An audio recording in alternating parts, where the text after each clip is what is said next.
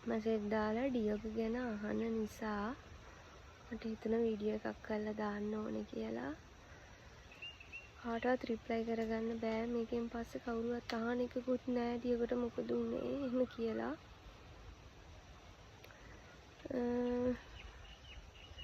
අපේ ඩියෝගෝ හොඳට හිටියා.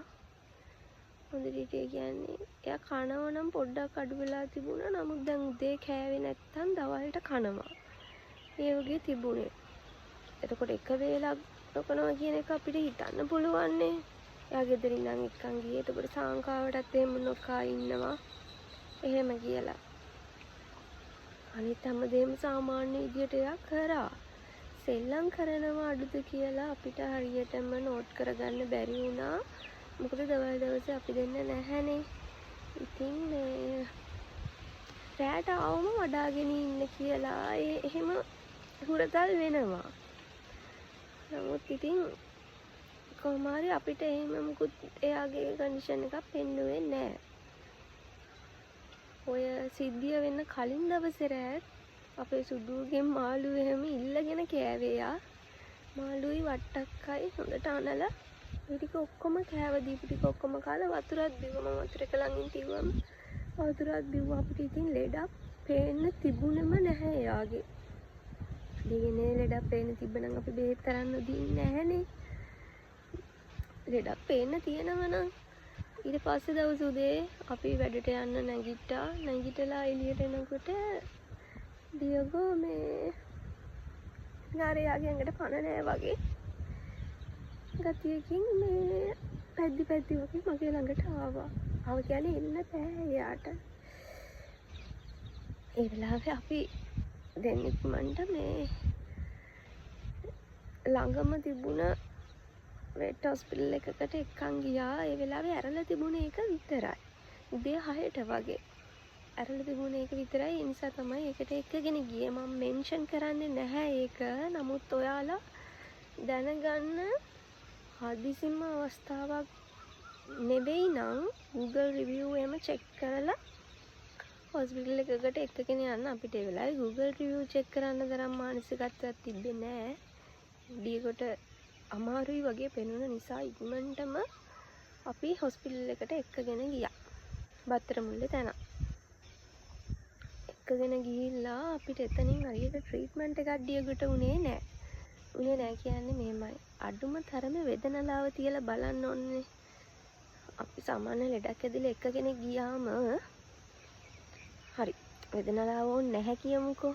එතකොට දැන් අපිට පස්සේ මේ දේවල් කම්පෙයා කරලා බලද්දි තමයි තේරෙන්නේ එයා හරියට ට්‍රීට්මන්ට් එකක් කරන්නේ නැහැ කියලා. දැන් ડોක්ටර්නේ දන්නේ වේදනාව තියන්න ඕනද නැද්ද කියන එක. නමුත් ඉතින් හරියට ට්‍රීට්මන්ට් එකක් වෙලා නැත්තම් එයා තියලා නැත්තේ ඒ නිසානේ. ඉතින් මේ එයා සෙම්මට තමයි බෙහෙත් දීලා තියෙන්නේ. අපි දැන් අමාරුවෙන් ගෙනිහිල්ලා තියාගෙන ඉන්නකොට එයා බෙඩ් එකේ එතකොටත් ඇවිල්ලා මේ කිව්වේ මෙයාට කිසිම අමාරුවක් නැහැ. ඉතින් අපි ඒ වෙලාවේ ගොඩක් සතුටු වුණා. ඩියෝගොට කිසි අමාරුවක් නැහැ කිව්වම. හැබැයි එයාට ගොඩක් අමාරු වෙලා තිබිලා තියෙන අඩුම තරමේ ඔක්සිජන් ටිකක් හරි දෙන්න තිබුණා. කිසිම නෑ රෙස්පොන්ස් එකක්. ඊට පස්සේ මේ එයා අනික බනිනවා. එතනට එයාලගේ පෙට්ස්ලා එක්කන් එන අයට බනිනවා. මේ කාගේ හරි තරහක් එතනට එන අයගේ පිට කරනවා එක්ක එහෙම වෙන්න පුළුවන්. කොහොම හරි මහා අකාරුණික ડોක්ටර් කෙනෙක් කියලා තමයි කියන්නේ. මෙහෙමයි අපිට ඕන නීතිමය පැත්තට යන්න පුළුවන්. ලීගල් ඇක්ෂන් ගන්න පුළුවන්. නමුත් මොකටද? අපේ ඩියෝගොට දැන් මට ඩියෝගෝ ගෙනත් දෙන්න බෑනේ කාටවත්. අනිත් එක ඩියෝගොට ඕන සාමය. එයා ගොඩාක් කීකරුයි. හරිම සාමකාමී. දැන් අපිට ඕනුනේ ඩියෝගොට සාමය. ගෙදර එක්කන් ආවට පස්සේ එතන දිහාට බෙහෙත් විද්දා. එයා වැක්සින් කරලා තිබුණේ. ඒ නිසා අපි බය නොවි හිටියා. නමුත් එතනදී මේ සෙමට කියලා එහෙම තමයි මම ඊට පස්සේ ප්‍රෙස්ක්‍රිප්ෂන් එක බැලුවට පස්සේ තිබුණේ සෙමට ඒ වගේ ඒවට තමයි බෙහෙත් දීලා තිබුණේ. ඊට පස්සේ ගෙදර එක්කන් ආවට පස්සේ ඩියගොට ටිකක් අමාරු වුණා. අපිට දීපු බෙහෙත් එහෙම පිව්වට පස්සේ එයා ගිලින්නේ නැති වුණා. අමාරු වුණාට පස්සේ අපි වෙන තැනකට එක්කගෙන ගියා. අපි නොමලි හොඳයි කියලා දන්න තැන තමයි ඒ හොස්පිටල් එක. ඒත් ඒ වෙලාවේ උදේ 6ට විතර ඒක ඇරලා තිබුණේ නෑ. ඒකයි අපිට එතනට එක්කගෙන යන්න බැරි වුණේ යාව. එතනට එක්කගෙන ගියාට පස්සේ කරන්න පුළුවන් හැම දෙයක්ම දෙවිවරු වගේ ડોක්ටර්ස්ලා කරා.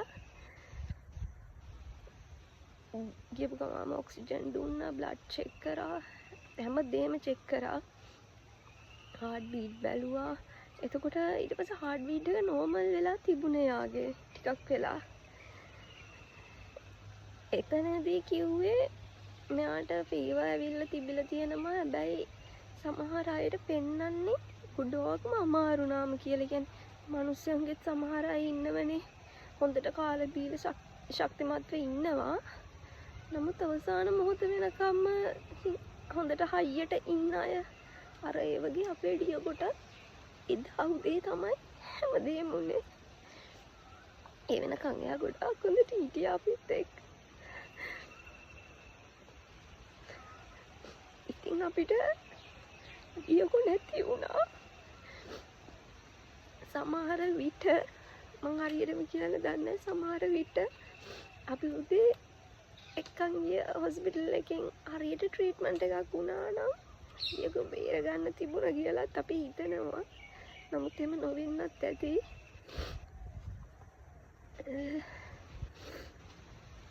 අනේ මං ඩියගො හොඳ තැන ඉපදෙයි. එයා හරිම ආදරණීයයි. හරිම ආදරණීයයි. එයාගේ වීඩියෝස් මොනතර YouTube එකේ තියෙනවා.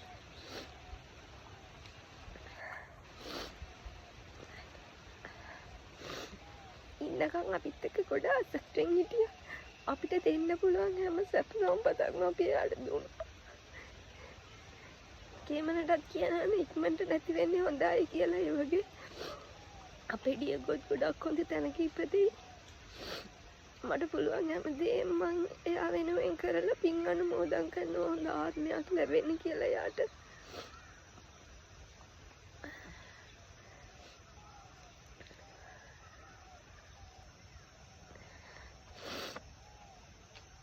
ඕක තමයි කතාව. ඉතින් ඩියගොට උනේ. ඩියගො දැන් අපිත් එක්ක නෑ. එයා දැන් හොඳ ආත්මික හොඳ තැනක ඉපදිලා ඇති.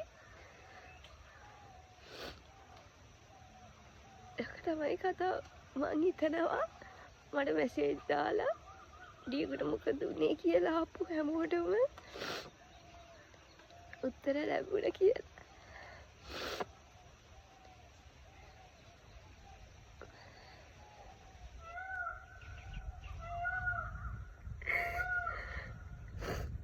තමයි ඔයාලා දන්නවා අපි ඩියගොගේ නමින් බ්‍රෑන්ඩ් එකක් පටන් ගත්තා. ක්ලෝතින් බ්‍රෑන්ඩ් එකක්. ඉතින් මේ අපිට ඒක ඒ නමින් කරගෙන යන්න බෑ. යන්න පුළුවන් නම් හොඳයි. නමුත් ඒ නම කියවන හැම වාරෙම ඩියගො මතක් වෙනවනේ අපිට. එතකොට ඒක කරගෙන යන්න අමාරුයි. ඉතින් අපි ළඟදිම වෙන නමකින් ඒ බ්‍රෑන්ඩ් එක ආයි මේන්ටේන් කරගෙන යනවා. ඇත්තටම නවත්තන්න හිටියේ. නමුත් හැමෝම කියනවා කමන්න කරන්න එක කරන්න කියලා. අම්මලා එහෙම ගොඩාක්ම අපිව පුෂ් කරනවා ඒක ආයි පටන් ගන්න හරියට කරගෙන යන්න එහෙම කියලා. අපි වැටුණට ඉතින් නැගිටින්න ඕනේනේ. ඩියගො වෙනුවෙන් අපි නැගිටින්න ඕනේ. මෙන්ටලි වැටුණත් අපි කොහොම හරි හිත හදාගෙන නැගිටලා ආයේ කරගෙන යන්න ඕනේ. ඉතින් රිකවර් වෙන කාලයක් යයි කමක් නැහැ. ඉතින් අපි කොහොම හරි ආයෙම වැඩ ටික පටන් ගන්නවා. ඩියගො නමින් බ්‍රෑන්ඩ් එක කරගෙන යන්න ඇත්තටම අමාරුයි. අමාරු වෙන දෙයක් නිසා නෙමෙයි.